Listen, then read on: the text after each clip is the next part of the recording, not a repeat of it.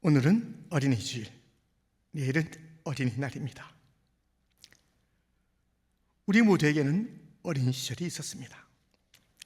예수님에게도 어린 시절이 있으셨지요. 우리가 다시 어린 시절로 돌아갈 수는 없지만 우리 가정에서 자라고 있는 아이들,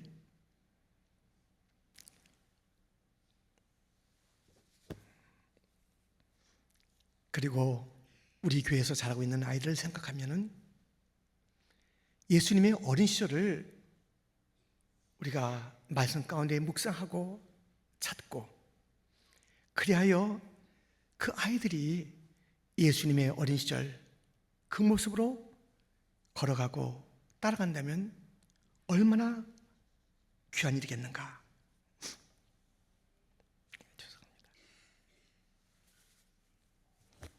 생각하면서 오늘 말씀을 살펴보겠습니다. 핸델의 메시아에는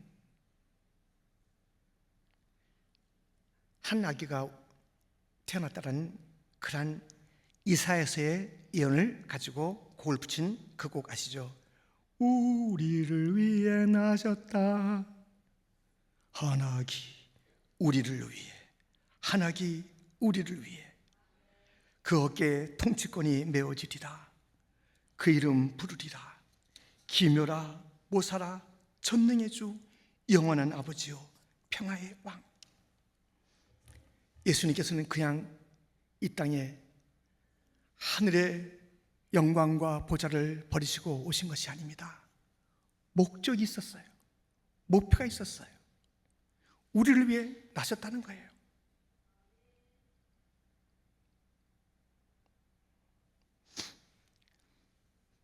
그 어깨에 통치권이 메어져 있다라는 우리 주님의 사명과 함께 능력이 무엇인지를 알게 해주는 그러한 이사야의 예언, 그리고 핸델의 메시아를 우리는 듣고 또 감동하게 되는 것입니다. 지금 세상에 통치는 내가 해야지 오라, 너희들이 뭘 알아 하면서 통치권 싸움이 심합니다. 여기를 봐도 가슴이 철렁. 앞을 내다보니 어찌될까 하는 우려가 있지만 걱정하지 마세요. 세상에 통치를 하겠다고 나섰던 자들 어떻게 됐는지 아시잖아요. 통치는 우리 주 예수님만이 하시는 것이고, 그분에게 맡길 때 온전한 통치가 있을 것이고,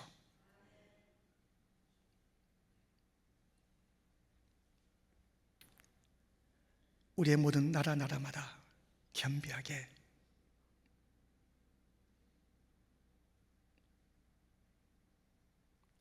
주 예수께 나가 내 마음을 쏟아놓으라. 우리의 모든 문제를 가지고 주 앞에 쏟아놓으면 통치를 잘하시는 예수님께서 멋지게 각 나라들을 운영하실 것이며 가정과 직장과 비즈니스를 이끌어 가실 터이니 염려 대신 주 예수 앞에 나와 우리의 마음을 쏟아놓고 모든 통치권을 주 앞에 올려드립시다. 그분의 이름은 기묘해요, 모사고 전능하신 주님이며 영원한 아버지요 평강의 왕이라는 아름다운 이름. 그래서 예수님은 어렸을 때부터 사명이 있으셨다. 능력, 통치권이 있다. 그 이름, 누구도 가질 수 없는 이름을 갖고 계시다. 우리는 알 수가 있습니다. 우리 아이들이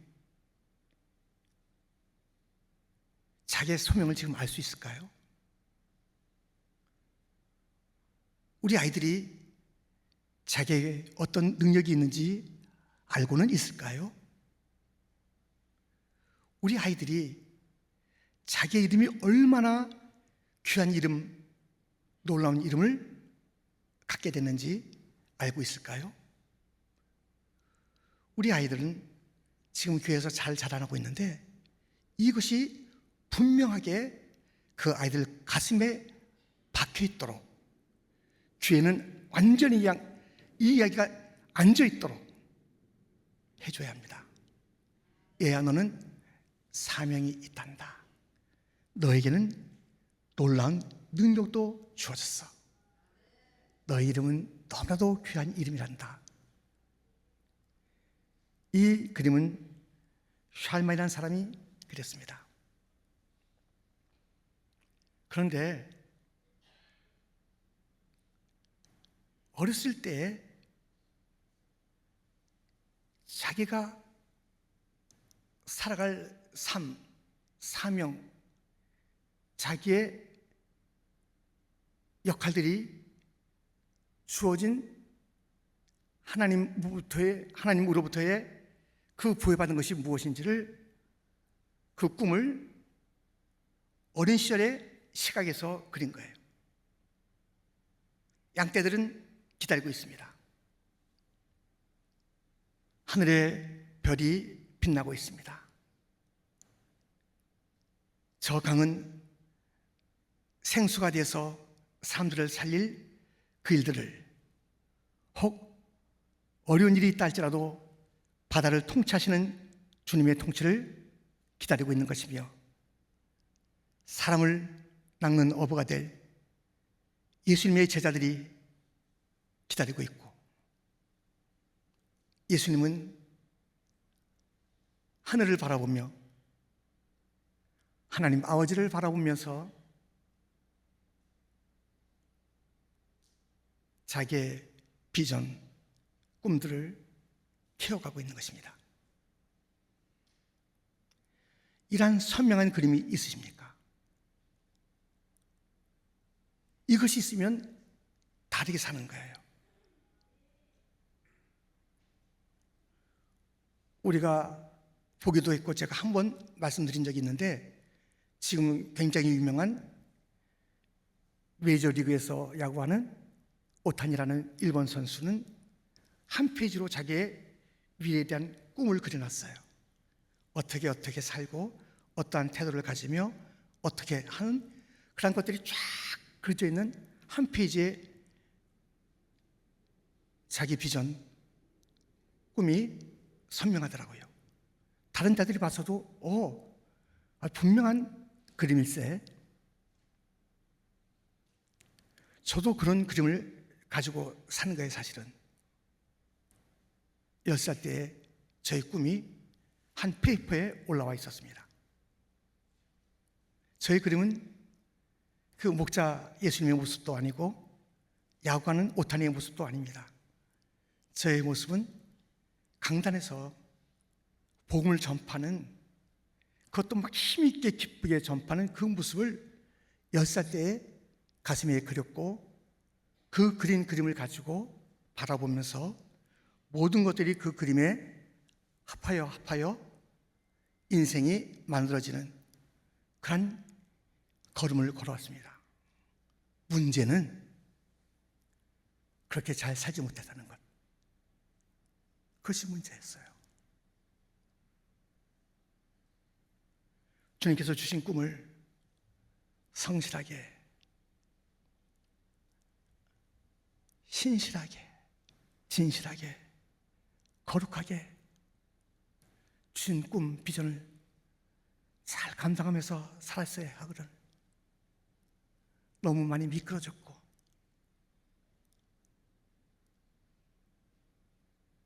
그렇지만 다시 일할 시간은 있습니다. 우리 모두도 마찬가지입니다. 그림이 있어야 돼요. 우리 아이들에게 너의 인생의 그림을 한번 그려봐라. 어떻게 살겠니? 너의 그 가장 최종 목표는 뭐야? 어떻게 그 단계들을 너의 청소년 때, 그리고 너의 청년 때, 직장이나 사업 등을 통해서 어떻게 너의 꿈을 이뤄가는데, 너의 가장 중요한 것은 하나님의 영광을 위해서 이 땅에 온 것이며 우리를 위해 나셨다. 예수님이 그렇게 선언하시고 선포하시며 이 땅에 오셨듯이 너도 이 땅에 사람들의 삶을 변화시키고 더 하나님 앞에 가까이 가게 하는 그런 일들로 내 걸음은 걸어야 하는 것이니 잊지 말고 너의 생애를 잘 가길 바란다. 이렇게 일러주고 또 가르쳐줘야 하는 것입니다.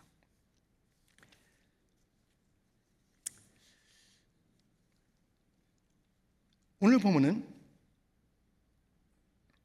예수님께서 12살 때의 이야기를 배경으로 하고 있습니다.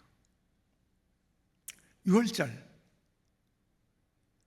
부모님과 함께 올라와서 그 절기를 지키고 돌아가는 길에 있었던 이야기. 예수님은 부모님과 함께 바로 집 나사렛으로 가지 않았습니다.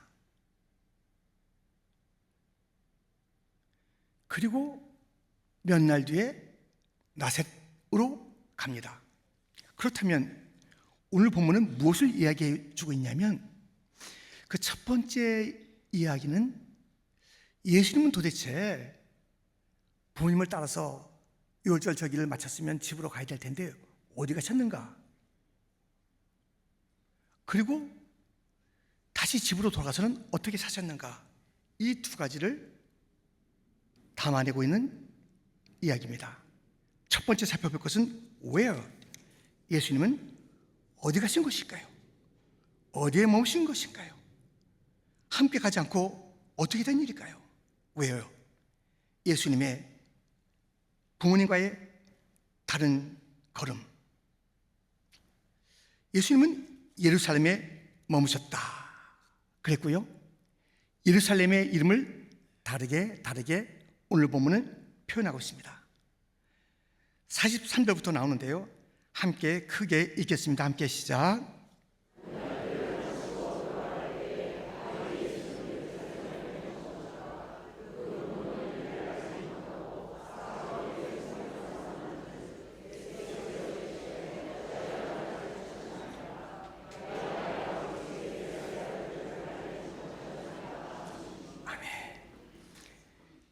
이 예수는 부모님을 따라서 가지 아니하고 예루살렘에 머무셨다. 그 예루살렘의 이름은 성전이다. 또 다르게 오늘 본문에 표현하는 예루살렘 성전의 이름은 아버지 집이다. 내 아버지 집이다. 이렇게 일러주고 있는 그곳에 예수님은 머물러 계신 것입니다. 예수님은 어렸을 때부터 이렇게 예루살렘 성전 아버지 집 중심으로 삶을 사셨습니다. 얼마나 안정적이며 멋진 중심입니까? 이 중심을 놓치면 인생이 어렵습니다. 상당히 자기가 잠깐 보내려 했던 그런 시간을 오래오래 낭비라는 이름으로 보내게 될 가능성이 많습니다. 그러니까 우리 아이들이 지금 어렸을 때는 성전 퀸주 장로교회 중심으로 잘 살아요. 이것을 아이들이 그렇게 표현을 잘 할지는 모르겠습니다만은 아버지 집인 것, 하나님 아버지 집인 것, 그것도 그들의 가슴에는 있다고요. 거룩한 자리인 것을 알고 있습니다. 근데 언제까지냐? 이게 문제예요. 이런저런 상황이 벌어지면 교회 안 나올 구실이 됐거든요. 조금 다른 데서 지체할 그런 일들이 벌어지거든요. 그래서 발걸음이 이쪽으로 저쪽으로 친구 따라 누구 따라 하다 보면 어렸을 때 가졌던 심지가 돋았던 그 중심은 어디 갔냐 이거예요. 다시 돌이키려니 이거는 얼마나 힘든지 예사롭지가 않습니다.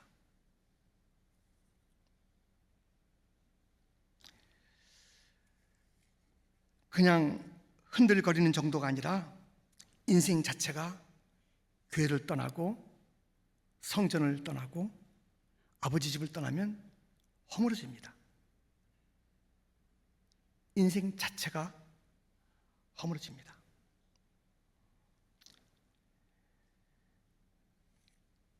자기 아이들에 대해서 가장 가까이 있다라고 생각하는 그러한 사람이 있다면 부모님이시잖아요. 나는 누구보다도 내 아이들을 잘 알고 있어. 이렇게 확신하고 살아가잖아요. 오늘 본문에 여전히 등장하고 있는 마리아와 요셉도 똑같은 거예요. 자기들은 아이 예수에 대해서 가장 잘 알고 있다라고 착각하고 있었습니다. 어떠한 착각이었냐면 43절부터 보니 아이 예수는 예루살렘에 머무셨더라. 그 부모는 이를 알지 못하고 동행 중에 있는 줄로 생각하고 하룻길을 간 후 친족과 아는 자 중에서 찾되 만나지 못하며 찾으면서 예루살렘에 돌아갔더니 자들과 함께 있는 줄 알았어요. 착각이잖아요.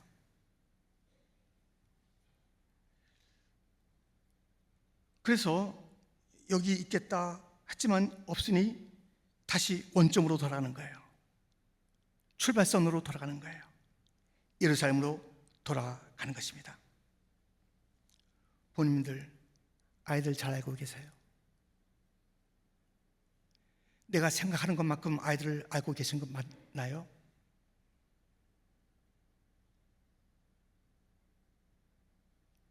아이들을 찾고 바르게 하겠다라는 그런 마음은 있는데 그냥 육신뿐인 육신의 아이가 교회당에 있으면 되는 거지. 가장 좋은 그림이야. 우리 아이는 한두 주 흔들거리다가 교회당 멀리하지 않고 캠퍼스에서 다닌다 하더만 직장에서 교회를 찾아가는 그 이야기를 들려줬어. 안심이야. 영적으로는 어떤지는 잠깐 놓치고 육적으로만 교회에 머물러 있다는 얘기를 들으면 휴, 안심이다. 이렇게 지나는 것은 착각일 수 있다 이거예요.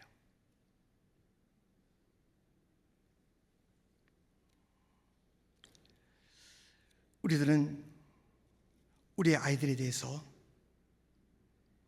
진정으로 알고 있는지를 다시 한번 생각해보는 이 5월이 되길 바랍니다. 지금 우리 아이는 어디에 있는지, 대부분은 고등학교 졸업하면 멀리 가잖아요. 뭐 가까이 있고 여전히 우리와 함께하는 그러한 우리의 자녀들 있습니다. 어떤 형태든지 그 형태를 묻는 것이 아니라 그 아이가 진심으로 성전에 있는 것인지, 그 중심이 아버지 집이 맞는 것인지 우리는 그 물음을 묻고 답을 찾아내야 되는 것입니다. 내 아이 어디에 있는 것인가? 이렇게 해서 아이를 찾아 예루살렘으로 갔을 때에 놀라운 장면을 보게 됩니다. 46절 47절 가르치겠습니다. 사흘 후에 성전에서 만난즉 그가 선생들 중에 앉으사 그들에게 듣기도 하시며 묻기도 하시니 듣는 자가 다 그 지혜와 대답을 놀랍게 여기더라. 아멘. 예. 여러분들, 하브루타라는 단어를 들어보셨습니다. 그리고 관심도 가져본 분이 꽤 되십니다. 우리 교회는 하브루타에 대해서 여러 차례 세미나도 한 적이 있습니다. 이것은 이 기독교 교육이 사실은 이렇게 그냥 1, 3, 4 적어놓고 1번이야, 2번이야, 3번이야, 4번이야 하면서 거기에 잘 맞는 동그라미를 치면은 야, 이 아이 아주 실력이 좋네, 많이 알고 있네, 됐어, 너는 굉장히 좋은 실력과 높은 수준의 영성을 갖고 있다, 이렇게 여기는 그런 교육이 아니라 파고드는 거예요. 이 아이가 진정으로 진리에 대해서 알고 있는지,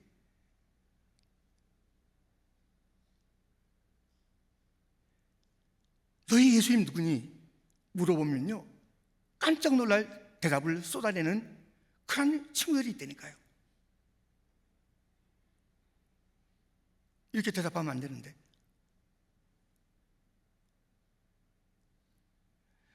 요즘은 그게 굉장히 유행인가 봐요. 무슨 TV 같은 데 보면은 뭐 이제 토론하는데 뭐 사회자가 있고 또 이제 여러 가지 의견을 가진 자들이 있잖아요. 얼마나 목소리 크게 하면서 자기 주장이 옳다 그러다 아주 예민할 때니까 더 예민한 이야기를 하는 그런 장면들을 보게 되잖아요.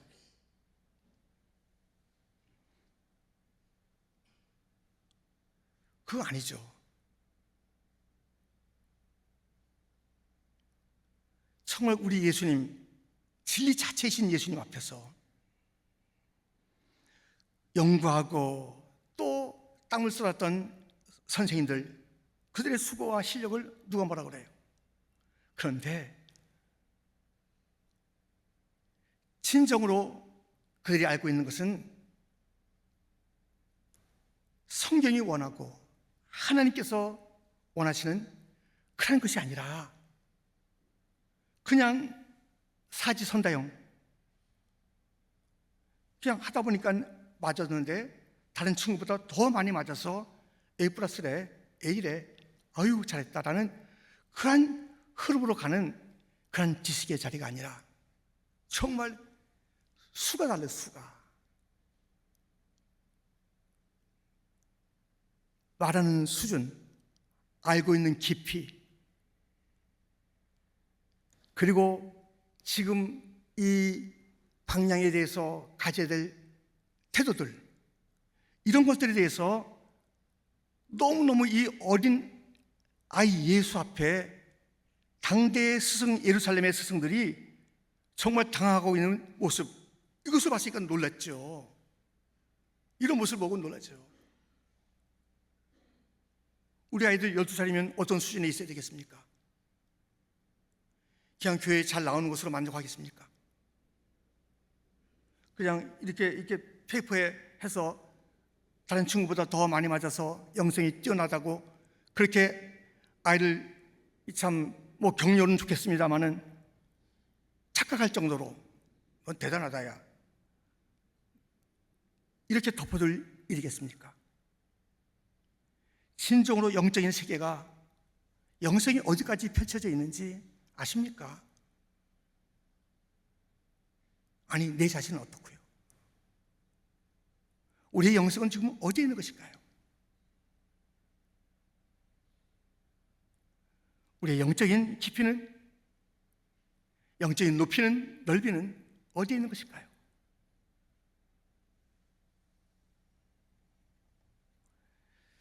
정말 우리 예수님은 놀라운 주고받는 이야기 속에서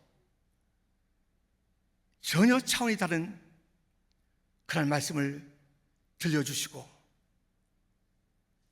답변도 하시는 모습을 성경을 통해서 우리는 알게 됩니다. 우리는 우리의 아이들이 어렸을 때부터 너무 이른 거 아니야? 지금부터 너무 푸지 않은 거 아니야? 늦었습니다. 아이들이 그 아이 때부터 자기 생애 목표를 갖는 것을 너무 이른 듯이 생각하면서 이것은 좀 나중에 다룰 문제라고 미뤄두면 안 된다는 것입니다. 어떻게 살아야 되는지, 어떤 목적이 우리에게 있는 것인지, 하나님은 어떤 분이신지, 예수님은 날 위해서 이 땅에 오셨는데 오셔서 어떤 일을 하셨는지 우리는 부단히 이 영적인 세계의 이야기들을 들려줘야 하고, 아이들이 그것이 입에서만 맴도는 이야기가 아니라 저 가슴 깊은 곳에서부터 울려나는 그런 것이 돼야 돼요. 친구를 잘 사귀게 해주세요.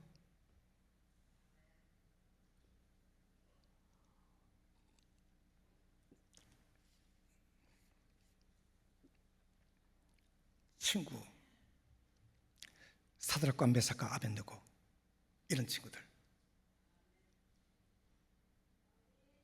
그렇게 친구들을 사귀는 걸 보면요, 앞으로의 그림이 그려지는 거예요. 수많은 인생의 난관들이 있더라고요. 우리 대부분은 그래도 교회라는 울타리가 있기 때문에 교회 안에서, 말씀 안에서 이야기를 주고받는 일들이 대부분이잖아요. 그래도 안심하면 안 된다는 것이에요. 그 친구들이 교회에 모이긴 모이는데, 이야기를 나누긴 나누는데, 가만 보니까는 그냥 바람이 나는 개와 같이 후 불면 날아갈 그러한 주제, 그러한 말씀 앞에서의 태도, 하나님을 경외하는 모습에서의 그 신실한 반응들, 이런 것들을 바라볼 때에 여러분들 쉽게 안심하면 안 됩니다. 단단하게 잘 박힌 옥과 같이 단단하게 진리가 박힐 수 있도록 심어주고 또 심어주고, 일러주고 또 일러주고.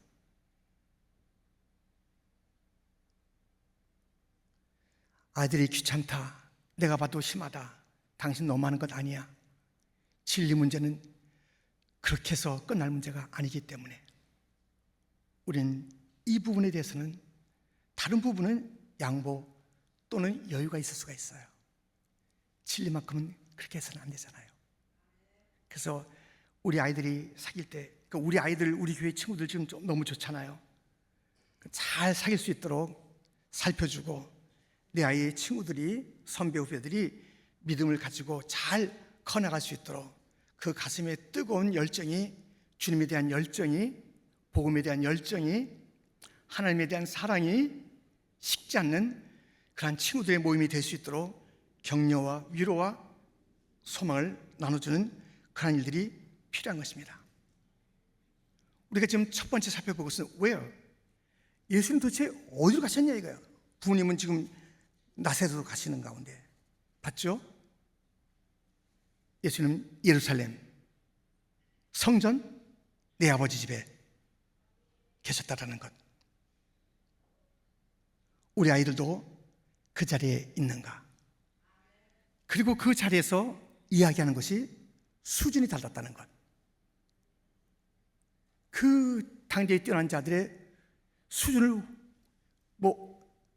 한없이 뛰어넘는 그런 것이니, 야야야야, 됐다, 머리 아프겠다, 그만해라, 학교 공부하는 거 너 이만큼 들어갔으면 이만큼만 들어가도 되고 이것만 있으면 되니까 하면서 진리에 대해서는 작은 퍼센테이지로, 다른 것은 들을수록 좋은 것으로 여겨지는 그런 가르침이 교회나 부모들의 가르침이 돼서는 안 됩니다.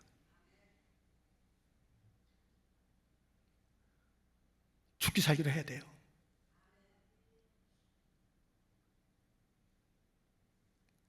내 아이라고 생각하지 마시고 내 아버지 집 하나님 아버지의 아들, 딸들입니다.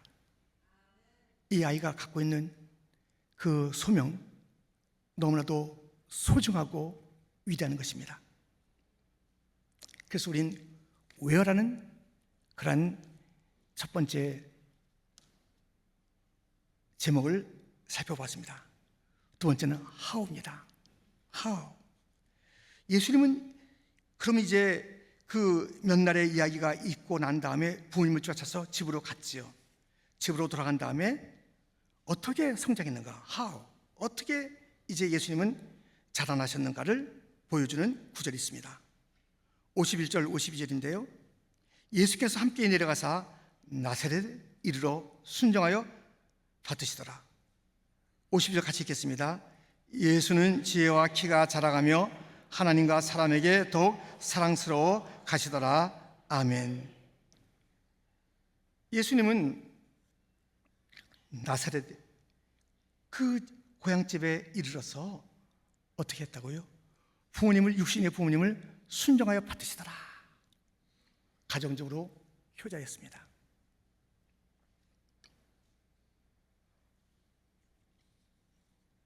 지혜와 키가 자라가며, 지식이란 이름이 맞지 않을 정도로 지혜가 풍성하신 예수님이셨습니다. 몸도 균형적으로 건강하게 자라신 것입니다. 하나님과 사람에게 더욱 사랑스러워 가신 것입니다. 예수님은요 아주 균형 잡히게 성장했습니다. 그리고 그 깊이와 넓이와 높이가 삼분 다른 그러한 차원의 자람이 있었습니다. 그렇게 성장, 성숙한 것입니다. 예수님은 가정적으로, 지적으로, 신체적으로, 신앙적으로, 사회관계적으로 너무너무나도 아름다운 그런 균형을 이루어가시면서 자라신 거예요. 12살 이후의 삶이 보였잖아요. 어떻게 자라셨을까? 여러 분야에 자라나신 예수님의 모습을 보게 됩니다. 안팎으로 그 깊이와 그 차원이 너무나도 다르게 자라나게 된 것입니다. 수박 겉핥기라는 단어가 있습니다. 속담인가요? 그것은 너무나도 쉽사리 지나간다는 것. 우리가 이 수박 겉핥기에 그러한 삶을 살도록 하면 안 되는 것이에요. 바로가 이스라엘 백성들을 계속 이제 모세와 더불어서 다투잖아요. 10가지 재앙이 이럴 때에 그가 너무 힘든 거예요. 피로부터 시작해서 계속 뭐 개구리, 이 파리, 뭐 가축의 악성 종기, 너무나도 막 그냥 어둠의 문제, 장자의 문제, 이런 일들이 가득 차 있는 그때에 이 바로는 이렇게 얘기합니다. 너 자꾸 너희들 좀 보내달라고 그러는데 알겠어. 너희들이 가는데 내 말 잘 들어. 멀리는 가지 마. 적당히 해라야. 적당히 신앙생활해. 출애굽기 8장에 나오는 말씀이에요. 너무 멀리 가지 마. 너무 깊이 가지 마. 너무 별나게 신앙생활하지 마. 나도 좀 봐줄 테니까, 나도 양보할 테니까는 적당히 해. 너희들이 할 일이 여기 있고 얼마나 광야, 가나안, 뭐가 기다리고 있겠어? 뭐가 너희들 앞에 있겠냐고. 그냥 줘야. 이렇게 이들에 대해서 적당한 삶을 살라라고 이야기해 주는 것이 바로 이야기고 세상의 이야기인 것입니다. 적당히 신앙생활 하라는 거예요. 적당히. 그러나 우리 주님은 그렇게 가르치지 않아요. 충만해라, 뜨거워라, 온전해라. 우리 주님께서 우리에게 일러주신 것이 있습니다. 완전하게 넘치는 삶을 살아야 된다. 철저하게 신앙생활을 해야 된다. 적당히 하는 것은 어렸을 때 버릇이 되면요, 계속 적당히 살아가는 거예요.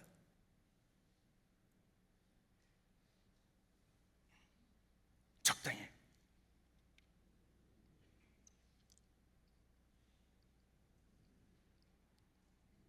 우리 주님께서 그냥 두지 않습니다. 적당히 하니까 잡아다 놓고 적당히 할 거야. 목회 적당히 할 거야.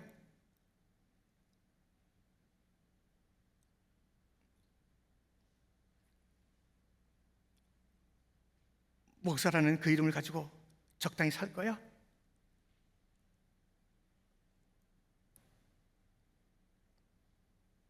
내가 섬기는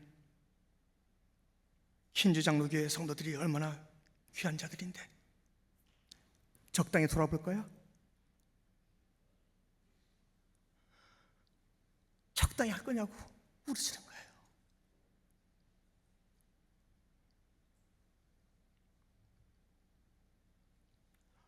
벗어날 수가 없어요. 그래서 너무 감사해요. 너무 감사해요.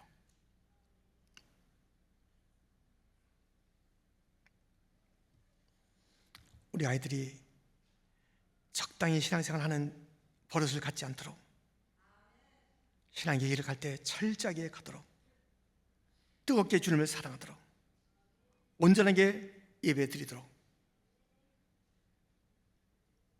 그렇게 살아가야 합니다. 우리 어린이 주일날 아이들, 예수님 어렸을 때의 모습을 우리가 살펴보면서 중심을 분명히 해야 되겠구나.